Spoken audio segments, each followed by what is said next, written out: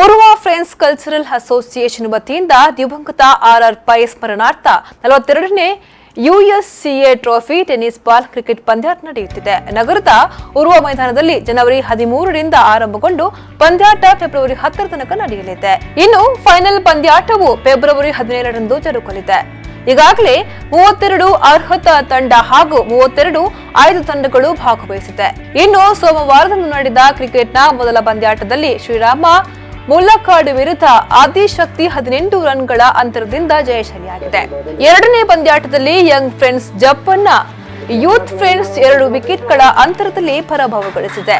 ಮೂರನೇ ಪಂದ್ಯಾಟದಲ್ಲಿ 11 ಗೈಸ್ ವಿರುದ್ಧ ಮುಲ್ಲಕಾಡು ಕ್ರಿಕೆಟರ್ಸ್ 51 ರನ್ನ ಅಂತರದಲ್ಲಿ ಜಯಗಳಿಸಿದೆ.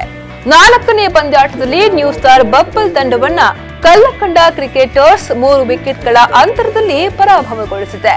ಜನವರಿ 13 ನಿನ್ನೆ ಸ್ಟಾರ್ಟ್ ಆಗಿದೆ ಟೂರ್ನಮೆಂಟ್. ಅದರಲ್ಲಿ 30 ಓವರ್ಸ್ನ ಮ್ಯಾಚ್ ನಾವು ನಿನ್ನೆ ಆಡಿಸಿದ್ದೇವೆ. ಅದು ಎರಡು ಮ್ಯಾಚ್ ಆಗಿದೆ. ಇವತ್ತಿನಿಂದ ಅರ್ಹತಾ ಪಂದ್ಯಾವಳಿ ಅಂದರೆ ಕ್ವಾಲಿಫೈ ಮ್ಯಾಚಸ್. ಅದರಲ್ಲಿ ನಿನ್ನೆ 4 ಮ್ಯಾಚ್ ಆಗಿದೆ. 4 ಮ್ಯಾಚಲ್ಲಿ 4 ಟೀಮ್ ಆಡಿದ್ದಾರೆ. ಇವತ್ತು 2 ಮ್ಯಾಚ್ ಆಯಿತು. ಇನ್ನು 2 ಮ್ಯಾಚ್ ಉಳಿದಿದೆ. ಅದು 15 ಓವರ್ಸ್ನ ಅರ್ಹತಾ ಪಂದ್ಯಾವಳಿ. ಅದನ್ನು ಸ್ಟಾರ್ಟ್ ಮಾಡಿ ನಾವು ಒಂದು 15 ವರ್ಷ ಆಯಿತು. ಈಗ ಇದು 42ನೇ ವರ್ಷದಿಂದ ನಡೀತಾ ಇರುವ ಟೂರ್ನಮೆಂಟ್. 30 ಓವರಿನ ಮಂಗಳೂರಿನಲ್ಲಿ ಒಂದೇ ನಡೆಯುವುದು. ಒಳ್ಳೆ ಇದರಿಂದ ಎಲ್ಲರ ಸಹಕಾರದಿಂದ ಒಳ್ಳೆ ನಡೀತದೆ. ಅಂದರೆ ಇಲ್ಲಿ ಡಿಸಿಪ್ಲಿನ್ನಲ್ಲಿ ಇದು ನಂಬರ್ 1 ಟೂರ್ನಮೆಂಟ್ ಮಂಗಳೂರಲ್ಲಿ. ಡಿಸಿಪ್ಲಿನ್ನಲ್ಲಿ ಅಂದರೆ ಇಲ್ಲಿ ಯಾರು ಅಂಪೈರ್ ಒಟ್ಟಿಗೆ ಮಾತಾಡೋದಾಗಲಿ, ಯಾವ ವಿಷಯದಲ್ಲಿ ಗಲಾಟೆ ಮಾಡೋದಾಗಲಿ ಮತ್ತು ಎಲ್ಲರೂ ಹೆದರ್ತಾರೆ.